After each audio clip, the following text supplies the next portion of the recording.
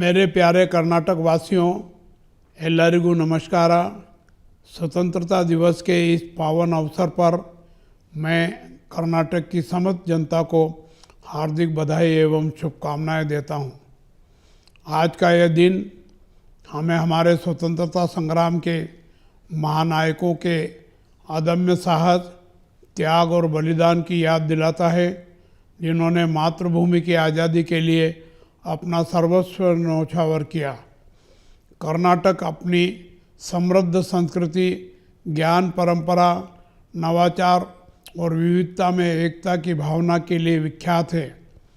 कर्नाटक की धरती वीरता और राष्ट्रभक्ति की महान परंपरा की साक्षी रही है।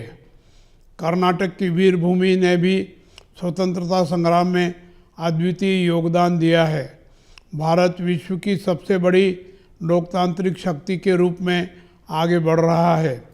अर्थव्यवस्था, विज्ञान, प्रौद्योगिकी, अंतरिक्ष, डिजिटल भारत, स्टार्टअप और नवाचार के क्षेत्र में देश ने नई ऊंचाइयां प्राप्त की है। कर्नाटक इस परिवर्तनकारी यात्रा में अग्रणी भूमिका निभा रहा है।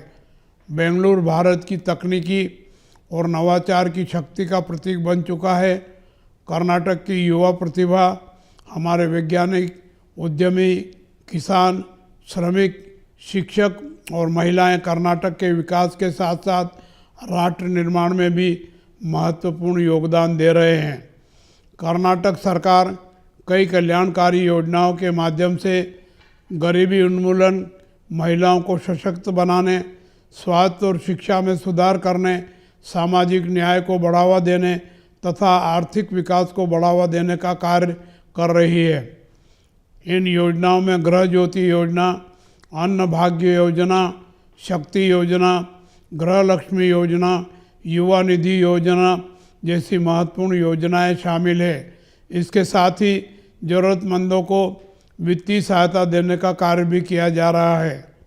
हमारा लक्ष्य आर्थिक विकास को मजबूत करने के साथ साथ ऐसा भारत और ऐसा कर्नाटक बनाना है जहां विकास के साथ साथ सामाजिक न्याय, समान अवसर, गुणवत्तापूर्ण शिक्षा, स्वास्थ्य, पर्यावरण संरक्षण और मानवीय गरिमा भी सुनिश्चित हो। हमारे युवाओं के सामने अपार संभावनाएं हैं। मैं उनसे कहना चाहूँगा कि अपनी प्रतिभा पर विश्वास करें, ज्ञान को अपनी शक्ति बनाएं और राष्ट्र सेवा को अपने जीवन का उद्देश्य बनाएं। आप असफलता से कभी निराश न हो। असफलता सफलता की यात्रा का एक महत्वपूर्ण पड़ाव है। हमारी बेटियां और महिलाएं आज हर क्षेत्र में नेतृत्व कर रही है। हमें ऐसा वातावरण बनाना होगा जहां हर बेटी सुरक्षित, शिक्षित, आत्मनिर्भर और अपने सपनों को पूरा करने के लिए स्वतंत्र हो। किसान हमारे अन्नदाता है। हमारे सैनिक देश की सीमाओं की रक्षा करते हैं। हमारे वैज्ञानिक और चिकित्सक मानवता की सेवा करते हैं। हमारे शिक्षक राष्ट्र की नई पीढ़ी का निर्माण करते हैं। हमारे श्रमिक और कर्मचारी विकास की आधारशिला है। इन सभी के योगदान से राज्य एवं राष्ट्र सशक्त बन रहा है। हमारे संविधान ने हमें न्याय, स्वतंत्रता, समानता और बंधुता के महान आदर्श दिए हैं। हमें इन मूल्यों को अपने आचरण में उतारना होगा और हमें एकजुट होकर कर्नाटक और सशक्त भारत के निर्माण में योगदान देना होगा।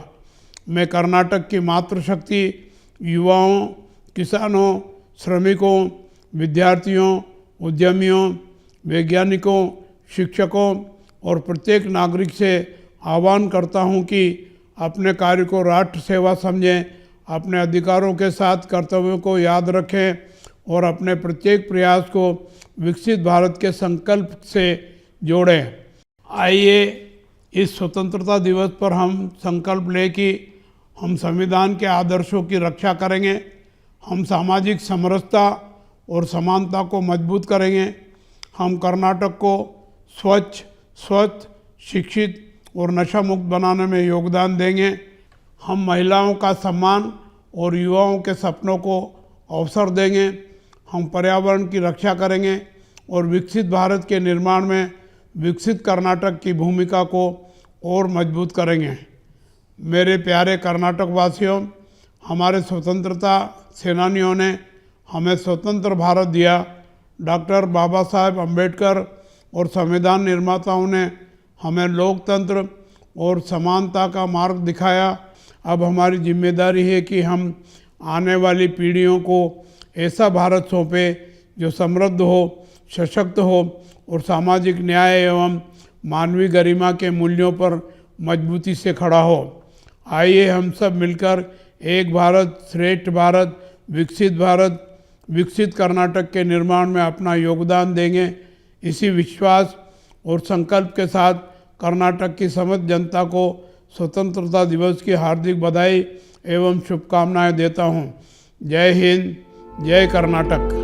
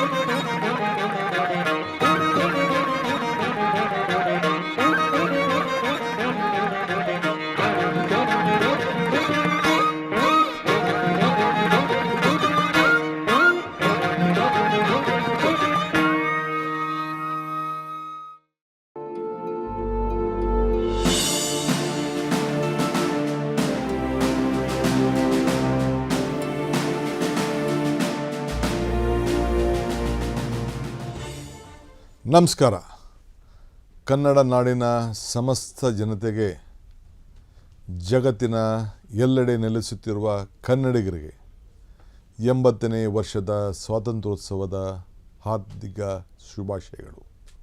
ನಾವು ಇಂದು ಉಸಿರಾಡುತ್ತಿರುವ ಮುಕ್ತ ಗಾಳಿ, ಅನುಭವಿಸುತ್ತಿರುವ ಸ್ವಾತಂತ್ರ್ಯದ ಬೆಳಕು ನಮಗೆ ಸುಲಭವಾಗಿ ಸಿಕ್ಕಿದ್ದಲ್ಲ.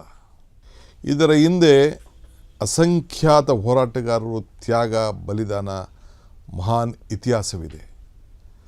ಭಾರತದ ಸ್ವಾತಂತ್ರ್ಯದ ಹೋರಾಟದ ಮಾದರಿಯಲ್ಲಿ ಇಡೀ ಪ್ರಪಂಚ ಅನೇಕ ರಾಷ್ಟ್ರಗಳಿಗೆ ಸ್ಫೂರ್ತಿಯಾಗಿದೆ.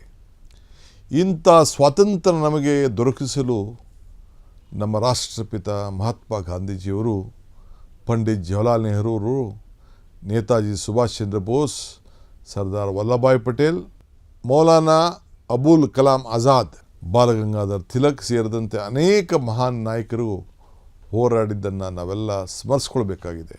ಮಹಾತ್ಮ ಗಾಂಧೀಜಿಯವರ ಅಹಿಂಸೆ, ಸತ್ಯ ಮತ್ತು ಸತ್ಯಾಗ್ರಹದ ಹೋರಾಟ ಬ್ರಿಟಿಷರ ಸಾಮ್ರಾಜ್ಯದ ಅಡಿಪಾಯ ನಡುಗಿಸಿತು. ಅನೇಕರು ತಮ್ಮ ಬದುಕನ್ನು ದೇಶಕ್ಕಾಗಿ ಸಮರ್ಪಿಸಿದರು. ಅಂತಿಮವಾಗಿ 1947ರ ಆಗಸ್ಟ್ 15ರಂದು ಭಾರತದ ಸ್ವಾತಂತ್ರ್ಯದ ಸೂರ್ಯ ಉದಯ ಕಂಡಿತ್ತು. ಆ ಸ್ವಾತಂತ್ರ್ಯ ನಮ್ಮ ಭವಿಷ್ಯವನ್ನು ನಾವೇ ರೂಪಿಸಿಕೊಳ್ಳುವ ಅವಕಾಶ ನೀಡಿತು. ಕರ್ನಾಟಕವು ಸ್ವಾತಂತ್ರ್ಯದ ಹೋರಾಟದಲ್ಲಿ ತಂದೇ ಆದಂಥ ಅಚ್ಚಳಿಯ ಹೆಜ್ಜೆ ಗುರುತುಗಳನ್ನು ಮೂಡಿಸಿದ್ದನ್ನು ನಾವೆಲ್ಲ ಸ್ಮರಿಸ್ಬೋದು. ಕಿತ್ತೂರು ರಾಣಿ ಚೆನ್ನಮ್ಮ, ಕ್ರಾಂತಿವೀರಿ ಸಂಗೊಳ್ಳಿ ರಾಯಣ್ಣ, ಮೈಲಾರ ಮಹದೇವಪ್ಪ ಸೇರಿದಂತೆ ಅನೇಕರು ಕರ್ನಾಟಕದ ವೀರರು ಅನ್ಯಾಯದ ವಿರುದ್ಧ ಹೋರಾಟವನ್ನು ಮಾಡಿ ಸ್ವಾತಂತ್ರ್ಯದ ಕಿಡಿಯನ್ನು ಹೊತ್ತಿಸಿದರು. ಈ ಮಣ್ಣಿನ ವೀರರ ತ್ಯಾಗ, ಧೈರ್ಯ ಮತ್ತು ಆತ್ಮಗೌರವ ನಮ್ಮೆಲ್ಲರ ಸದಾ ಪ್ರೇರಣೆಯಾಗಿರಬೇಕು. ಸ್ವಾತಂತ್ರ್ಯ ಗಳಿಸಿದ ನಂತರ ಭಾರತವನ್ನು ಪ್ರಜಾಸತ್ತಾತ್ಮಕ ಮತ್ತು ಅಭಿವೃದ್ಧಿಶೀಲ ರಾಷ್ಟ್ರವನ್ನಾಗಿ ಕಟ್ಟುವ ಮಹತ್ತರ ಕಾರ್ಯ ಆರಂಭಿಸಿತು. ಅನೇಕ ರಾಜರ ಸಂಸ್ಥಾನಗಳಾಗಿ ಛಿದ್ರವಾಗಿದ್ದ ಭಾರತ ದೇಶ ನೆಹರು ಹಾಗೂ ವಲ್ಲಭಾಯ್ ಪಟೇಲ್ರವರ ದೃಢ ಸಂಕಲ್ಪದಿಂದ ಅಖಂಡ ಭಾರತವನ್ನಾಗಿ ರೂಪುಗೊಂಡಿತು. ಆಧುನಿಕ ಭಾರತದ ಶಿಲ್ಪಿ ದೇಶದ ಪ್ರಪ್ರಥಮ ಪ್ರಧಾನಮಂತ್ರಿ ಪಂಡಿತ್ ಜವಾಹರ್ಲಾಲ್ ನೆಹರೂರವರು ಕೈಗಾರಿಕಾ, ವಿಜ್ಞಾನ, ಶಿಕ್ಷಣ ಮತ್ತು ಸಾರ್ವಜನಿಕರ ಸಂಸ್ಥೆಯ ನಿರ್ಮಾಣಕ್ಕೆ ಭದ್ರ ಬುನಾದಿಯನ್ನು ಹಾಕಿದರು.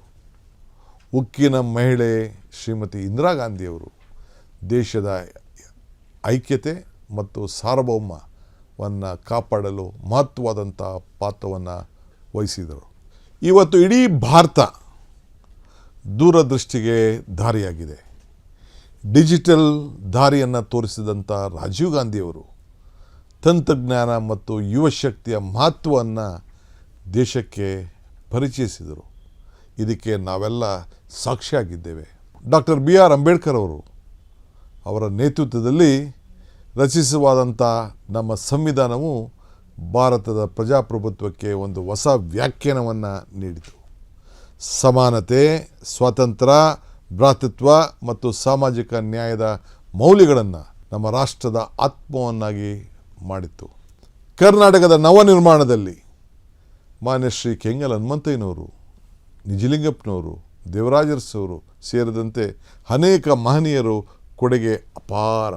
ಸಾಮಾಜಿಕ ನ್ಯಾಯ, ಶಿಕ್ಷಣ, ಕೈಗಾರಿಕಾ, ನೀರಾವರಿ ಮತ್ತು ಗ್ರಾಮೀಣ ಅಭಿವೃದ್ಧಿಗೆ ಅವರು ನೀಡಿದ್ದಂಥ ಕೊಡುಗೆಯನ್ನು ನಾವು ಸದಾ ಸ್ಮರಿಸಲೇಬೇಕು. ಈ ಮಹಾನ್ ವ್ಯಕ್ತಿಗಳ ಆದರ್ಶಗಳನ್ನು ಮಾರ್ಗದರ್ಶಿಯಾಗಿ ಇಟ್ಟುಕೊಂಡು ನಮ್ಮ ಸರ್ಕಾರ ಕರ್ನಾಟಕದ ಸರ್ವಾಂಗೀಣ ಅಭಿವೃದ್ಧಿಗೆ ಹೊಸ ವೇಗ ನೀಡುತ್ತಿದೆ. ಕರ್ನಾಟಕದ ಅಭಿವೃದ್ಧಿಯ ಮೂಲಕ ಭಾರತವನ್ನು ಅಭಿವೃದ್ಧಿ ಉತ್ತಂಗಣಕ್ಕೆ ಕೊಂಡು ಹೋಗುವುದೇ ನಮ್ಮ ಗುರಿ. ನಮ್ಮ ಅಭಿವೃದ್ಧಿ ಎಂದರೆ ಕೇವಲ ದೊಡ್ಡ ದೊಡ್ಡ ಕಟ್ಟೆಗಳು ಅಥವಾ ಹೊಸ ರಸ್ತೆಗಳ ನಿರ್ಮಾಣವಲ್ಲ. ಪ್ರತಿಯೊಬ್ಬ ಪ್ರಜೆಗೂ ಸಮಾನ ಅವಕಾಶ ದೊರಕಿಸುವುದೇ ಅಭಿವೃದ್ಧಿ. ಪ್ರತಿಯೊಬ್ಬರಿಗೂ ನ್ಯಾಯ ಸಿಗುವುದೇ ಅಭಿವೃದ್ಧಿ. ಪ್ರತಿಯೊಂದು ಕುಟುಂಬವೂ ಗೌರವದಿಂದ ಬದುಕುವುದೇ ಅಭಿವೃದ್ಧಿ. ಯುವಕರಿಗೆ ಉದ್ಯೋಗ, ರೈತರಿಗೆ ಭದ್ರತೆ, ಮಹಿಳೆಯರಿಗಾಗಿ ಆರ್ಥಿಕ ಸ್ವಾವಲಂಬನೆ ಮತ್ತು ಮಕ್ಕಳಿಗೆ ಗುಣಮಟ್ಟದ ಶಿಕ್ಷಣ ದೊರೆಯಬೇಕು. ಇದೇ ನಿಜವಾದ ಸ್ವಾತಂತ್ರ್ಯದ ಅರ್ಥ. ಅದಕ್ಕಾಗಿ ನಮ್ಮ ಸರ್ಕಾರ ಅಧಿಕಾರಕ್ಕೆ ಬಂದ ಮೊದಲನೇ ದಿನದಿಂದಲೇ ಜನಪರ ಕಾರ್ಯಕ್ರಮಗಳಿಗೆ ಆದ್ಯತೆಯನ್ನು ನೀಡುತ್ತಾ ಬಂದಿದ್ದೇವೆ. ರಾಜ್ಯದ ಎಲ್ಲ ವಿದ್ಯಾರ್ಥಿಗಳಿಗೆ ಉಚಿತವಾದಂಥ ಬಸ್ ಪಾಸ್ಗಳನ್ನು ನೀಡುವ ಮೂಲಕ ಶಿಕ್ಷಣಕ್ಕೆ ಅವಕಾಶವನ್ನು ಮತ್ತಷ್ಟು ಭದ್ರವನ್ನು ಮಾಡ್ತಾ ಇದ್ದೇವೆ. ನಮ್ಮ 6ನೇ ಗ್ಯಾರಂಟಿ ಭೂ ಗ್ಯಾರಂಟಿ ಮೂಲಕ ಜನರಿಗೆ ಆಸ್ತಿ ಹಕ್ಕನ್ನು ಭದ್ರ ನೀಡುವ ನಿಟ್ಟಿನಿಂದ ಈಗಾಗಲೇ ಕಾರ್ಯಕ್ರಮವನ್ನು ರೂಪಿಸಿದ್ದೇವೆ. ಸಾರ್ವಜನಿಕರ ಕುಂದು ಕೊರತೆಗಳನ್ನು ಆಲಿಸಿ ಅವರಿಗೆ ಸರಿಯಾದಂಥ ಪರಿಹಾರವನ್ನು ಒದಗಿಸ್ಕೊಡ್ಬೇಕು ಅಂಥೇಳಿ ಒಂದು ಹೊಸ ಕಾರ್ಯಕ್ರಮವನ್ನು ಪ್ರಜಾಸೇವೆ ಇಲಾಖೆಯನ್ನೇ ಸ್ಥಾಪಿಸಲಾಗಿದೆ. ಯುವಜನರ ನಾಯಕತ್ವ ಮತ್ತು ಅವರ ಅಭಿವೃದ್ಧಿ, ಸ್ವಜನಶೀಲತೆಯನ್ನು ಬೆಳೆಸುವುದು ನಮ್ಮ ಸರ್ಕಾರದ ಆದ್ಯತೆಯಾಗಿದೆ. ಯುವಕರಿಗೆ ಅವಕಾಶವನ್ನು ನೀಡಬೇಕು. ಹಳ್ಳಿಯಿಂದ ಅವರ ಭವಿಷ್ಯವನ್ನು ನಿರ್ಮಾಣ ಮಾಡಬೇಕು. ಕರ್ನಾಟಕದ ಭವಿಷ್ಯ ಇನ್ನಷ್ಟು ಬಲಿಷ್ಠವಾಗಬೇಕು. ಅದಕ್ಕೆ ಈ ಉದ್ದೇಶದಿಂದ ಭಾರತ್ ಜೋಡೋ ಯುವ ಸಂಘಗಳ ಸ್ಥಾಪನೆ ಹಾಗೂ ತಲಾ ಒಂದೊಂದು ಪಂಚಾಯತಿಗೆ, ವಾರ್ಡ್ಗಳಿಗೆ 10 ಲಕ್ಷ ರೂಪಾಯಿಯನ್ನು ನೀಡುವಂಥ ತೀರ್ಮಾನವನ್ನು ಕೈಗೊಳ್ಳಲಾಗಿದೆ.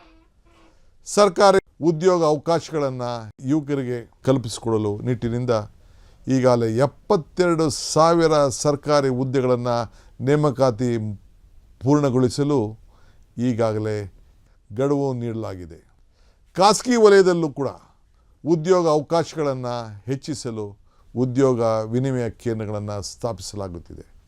ನನ್ನ ಈ ಖಾತೆ ನನ್ನ ಹಕ್ಕು ಅಭಿಯಾನದ ಮೂಲಕ ಆಸ್ತಿ ಸಂಬಂಧಿಸಿದಂತೆ ಸೇವೆಗಳನ್ನು ಇನ್ನಷ್ಟು ಸರಳ ಮತ್ತು ಪಾರದರ್ಶಕತೆಗೊಳಿಸಲು ಈಗಾಗಲೇ ಪ್ರಯತ್ನವನ್ನು ಮಾಡಲಾಗಿದೆ. ನಮ್ಮ 5 ಗ್ಯಾರಂಟಿಗಳ ಯೋಜನೆಗಳಾದಂಥ ಗೃಹಲಕ್ಷ್ಮಿ, ಗೃಹಜ್ಯೋತಿ, ಶಕ್ತಿ, ಅನ್ನಭಾಗ್ಯ ಮತ್ತು ಯುವ ನಿಧಿಗೆ ಮತ್ತಷ್ಟು ಬಲ ತುಂಬುವ ಮೂಲಕ ಜನರ ಬದುಕಿಗೆ ಆರ್ಥಿಕ ಭದ್ರತೆಯನ್ನು ಒದಗಿಸುವ ಪ್ರಯತ್ನ ಮುಂದುವರಿಸ್ತಾ ಇದ್ದೇವೆ. ವಿದ್ಯೆ ಇಲ್ಲದ ಸಮಾಜಕ್ಕೆ ದಿಕ್ಕಿಲ್ಲ. ಆದ್ದರಿಂದ ಗ್ರಾಮೀಣ ಭಾಗದ ಸರ್ಕಾರಿ ಪ್ರಾಥಮಿಕ ಶಾಲೆಗಳಿಗೆ ಬಲಪಡಿಸಲು CSR ನಿಧಿಯನ್ನು ಬಳಸುವ ನೀತಿಯನ್ನು ಈಗಾಗಲೇ ರೂಪಿಸಿದ್ದೇವೆ. ನಮ್ಮ ಮಕ್ಕಳಿಗೆ ಉತ್ತಮವಾದಂಥ ಶಿಕ್ಷಣ ದೊರಕಿಸಬೇಕಾದ್ದು ನಮ್ಮ ಕರ್ತವ್ಯ. ರೈತರು ನಮ್ಮ ಅನ್ನದಾತ. ಅವರ ಹಿತ ರಕ್ಷಿಸುವುದು ಸರ್ಕಾರದ ಮೊದಲ ಕರ್ತವ್ಯ. ತುಂಗಭದ್ರಾ ಜಲಾನಯ ಪ್ರದೇಶದಲ್ಲಿ ರೈತರ ಹಿತಕ್ಕಾಗಿ ಕರ್ನಾಟಕ, ತೆಲಂಗಾಣ ಮತ್ತು ಆಂಧ್ರ ಪ್ರದೇಶದ ನಡುವೆ ಒಮ್ಮತದ ಮೂಡಿಸುವ ನಿಟ್ಟಿನಲ್ಲಿ ಒಂದು ಐತಿಹಾಸಿಕ ತೀರ್ಮಾನವನ್ನು ಕೈಗೊಂಡಿದ್ದೇವೆ. ಎತ್ತಿನೊಳೆ, ಮೇಕೆದಾಟು, ಮಾದಾಯಿ, ಕೃಷ್ಣ ಯೋಜನೆಗಳಿಗೆ ಕರ್ನಾಟಕದ ಹಿತರಕ್ಷಣೆಗೆ ನಮ್ಮ ಸರ್ಕಾರ ಬದ್ಧವಾಗಿದೆ. ನಮ್ಮ ನೀರು ನಮ್ಮ ಹಕ್ಕು ಎಂಬ ಆಶಯದೊಂದಿಗೆ ರಾಜ್ಯದ ಜಲಸಂಪನ್ಮೂಲಗಳ ಸಮರ್ಪಕ ಬಳಕೆಗೆ ಮತ್ತು ರೈತರ ಹಿತರಕ್ಷಣೆಗೆ ನಮ್ಮ ಸರ್ಕಾರ ಬದ್ಧವಾಗಿದೆ. ಕಾವೇರಿ ಸೇರಿದಂತೆ ಎಲ್ಲ ನೀರಾವರಿ ವಿಚಾರಗಳನ್ನು ಕಾನೂನುಬದ್ಧವಾಗಿ ಹೋರಾಟ ಮಾಡಿ ಮಾತುಕತೆ ಮೂಲಕ ಬಗೆಹರಿಸಿಕೊಳ್ಳಲು ಕರ್ನಾಟಕ ಸರ್ಕಾರ ಹಿತವನ್ನು ಕಾಪಾಡೋದು ನಮ್ಮ ಆದ್ಯತೆ. ಇಂದು ಕರ್ನಾಟಕ ಕೇವಲ ದೇಶದ ಮಾಹಿತಿ ತಂತ್ರಜ್ಞಾನ ರಾಜಧಾನಿ ಅಲ್ಲ. ಕೃತಕ ಬುದ್ಧಿಮತ್ತೆ, ಡೀಪ್ ಟೆಕ್ ಮತ್ತು ಸ್ಟಾರ್ಟಪ್ ಕ್ಷೇತ್ರಗಳಲ್ಲಿ ಜಗತ್ತು ಕರ್ನಾಟಕವನ್ನೇ ನೋಡುತ್ತಿದೆ. ಡೀಪ್ ಟೆಕ್ ಕ್ರಾಂತಿಗೆ ಬೆಂಗಳೂರು ನಾಂದಿ ಹಾಡುತ್ತಿದೆ. ಅಭಿವೃದ್ಧಿಯ ಜೊತೆಗೆ ಪ್ರಕೃತಿಯ ಅನೇಕ ಸಮಸ್ಯೆಗಳ ಸಂದರ್ಭದಲ್ಲಿ ಜನರ ಸಂಕಟಕ್ಕೆ ತಕ್ಷಣ ಸ್ಪಂದಿಸುವುದು ನಮ್ಮ ಸರ್ಕಾರದ ಕರ್ತವ್ಯ. ರೈತರ ಕಣ್ಣೀರನ್ನು ಒರೆಸುವುದು ಸರ್ಕಾರದ ಹೊಣೆ. ಅವರ ಶ್ರಮಕ್ಕೆ ಗೌರವ, ಅವರ ಬದುಕಿಗೆ ಬದ್ಧತೆ ನೀಡುವುದು ನಮ್ಮ ಅಚಲವಾದಂಥ ಬದ್ಧತೆ. ನಮ್ಮ ಕರ್ನಾಟಕ ತಂತ್ರಜ್ಞಾನ, ಶಿಕ್ಷಣ, ಮೂಲ ಸೌಕರ್ಯ ಮತ್ತು ಉದ್ಯೋಗ ಸೃಷ್ಟಿಯಲ್ಲಿ ಮಾತ್ರವಲ್ಲದೆ ಶಾಂತಿ, ಸಹಬಾಳ್ವೆ, ಸಾಮಾಜಿಕ ನ್ಯಾಯ ಮತ್ತು ಸಮಾನತೆಯಲ್ಲಿ ಮಾದರಿ ರಾಜ್ಯವನ್ನಾಗಿ ರೂಪಿಸಿಕೊಳ್ಳಬೇಕು ಅನ್ನೋದು ನಮ್ಮೆಲ್ಲರ ಆಶಯ. ಇದೇ ನಮ್ಮ ಕನಸು, ಇದೇ ನಮ್ಮ ಸಂಕಲ್ಪ. ನಾವು ಎಲ್ಲರೂ ಟೀಮ್ ಕರ್ನಾಟಕ ಎಂದು ಸಾಗಬೇಕಾಗಿದೆ. ಪ್ರತಿ ಯುವಕ ಯುವತಿಯರಿಗೆ ಅವರ ಕನಸುಗಳಿಗೆ ಗೌರವವನ್ನು ಕೊಡುವುದು, ಪ್ರತಿ ರೈತನ ಶ್ರಮಕ್ಕೆ ಬೆಲೆ ಕೊಡುವುದು, ಪ್ರತಿ ಮಹಿಳೆಯ ಸಾಧನೆಗೆ ಬೆಂಬಲ ಕೊಡುವುದು, ಪ್ರತಿ ಮಗುವಿನ ಭವಿಷ್ಯಕ್ಕೆ ಬದ್ಧತೆ ಕೊಡುವುದು ನಮ್ಮ ಕರ್ತವ್ಯವಾಗಿದೆ. ಇದೇ ನಿಜವಾದ ಸ್ವಾತಂತ್ರ್ಯದ ಅರ್ಥ. ಪ್ರತಿಯೊಬ್ಬರ ಬದುಕಿನಲ್ಲಿ ಸ್ವಾತಂತ್ರ್ಯದ ಬೆಳಕು ಮೂಡುವಂತೆ ಮಾಡುವುದು ನಮ್ಮ ಜವಾಬ್ದಾರಿ.